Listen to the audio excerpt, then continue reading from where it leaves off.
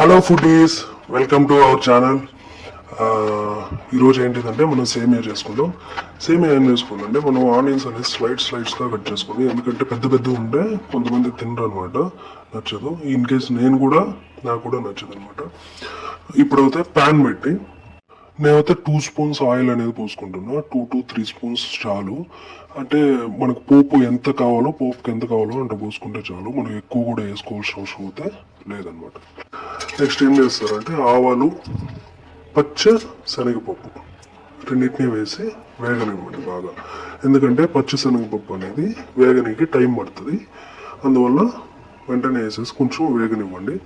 తర్వాత వెంటనే శనగపప్పు అనేది వేసుకోండి. అది కూడా వేగనికి టైం పడుతుంది. మనం కరివేపాకు ఇవన్నీ వేసుకోవచ్చు, బట్ నేను ప్రస్తుతానికి వేసుకోవట్లేదు.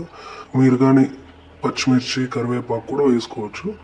అవి కానీ వేసుకోవాలనుకుంటే ఇవి వేగిన తర్వాత అవి వేసుకోండి. ఎందుకంటే అవి త్వరగా వేగిపోతాయి కాబట్టి మాడిపోతాయి. ఓకే.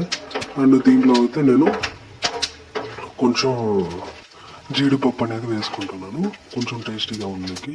సేమియాలో కూడా వేసుకోవచ్చు, అండ్ రవ్వ ఉప్మాలో కూడా వేసుకుంటే బాగుంటుంది జీడిపప్పు అనేది. అండ్ ఇది కూడా వేగనీకి అనేది టైం తీసుకుంటుంది.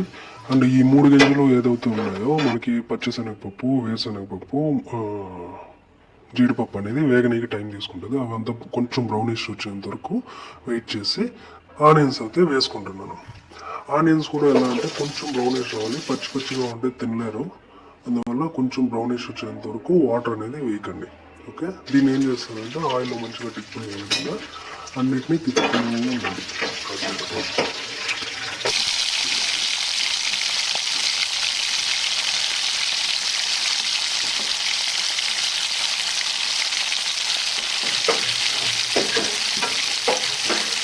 కొంచెం మంచిగా వేగేంత వరకు ఆనియన్ అనేది డిప్ అయ్యే విధంగా ఆయిల్లో తిప్పుతూ ఉండండి.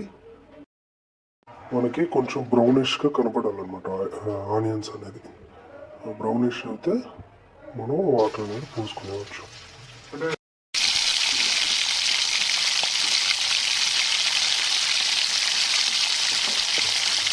ఇప్పుడు కొంచెం బ్రౌనిష్గా కనిపిస్తుంది కదా, ఇంకైతే మనం వాటర్ అనేది వేసుకోవచ్చు అనమాట. నేనైతే 1 కప్పుకి 2.5 కప్పు వాటర్ అనేది వేస్తున్నా. అంటే నేను 1 గ్లాస్లో తీసుకున్నా. 1 గ్లాస్ సేమియాకి 2.5 గ్లాస్ వాటర్ అయితే వేస్తున్నా.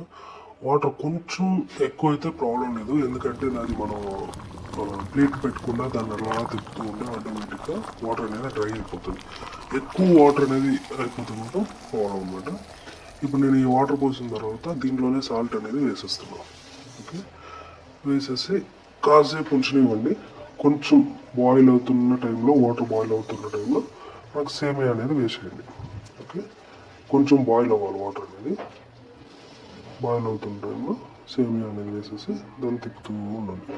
అంతే. కాసేపటికి మనకి గట్టిగా వచ్చేంత వరకు తిప్పుతూ ఉండండి. గట్టిగా అయిన వెంటనే ఆటోమేటిక్గా మీరు ఆఫ్ చేసుకోవచ్చు.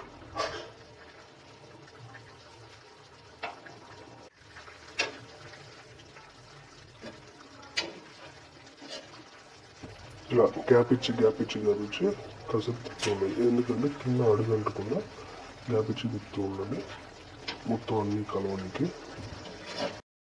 ఇప్పుడు చూడండి, కాసేపు మొత్తం వాటర్ అన్నీ డ్రై అయిపోయింది. అసలు వాటర్ అనేది చాలా తగ్గిపోయింది అనమాట. ఇప్పుడైతే మీరు కొంచెం ఎక్కువ గరిటె తిప్పడానికి ట్రై చేయండి, ఎందుకంటే అంటుకోకుండా. చూడండి, లైట్గా అంటుకునేది అవుతుంది కాబట్టి అంటుకోకుండా సేమియా అనేది తిప్పుతుంది. ఇప్పుడు చూడండి, సేమియా అనేది కూడా మంచిగా ఉడికిపోయింది. కాసేపు తిప్పిన వెంటనే మీకు ఆటోమేటిక్గా వాటర్ అనేది ఇంకా ఫుల్ డ్రై అనేది అయిపోతుంది అనమాట. ఇప్పుడు చూడండి, అందరికంటే పూర్తిగా డ్రై అనేది అయిపోయింది అనమాట.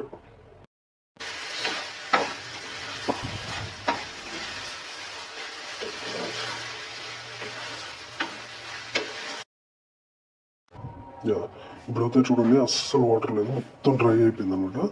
ఇప్పుడైతే మీరు వేసుకొని ప్రశాంతంగా తినవచ్చు.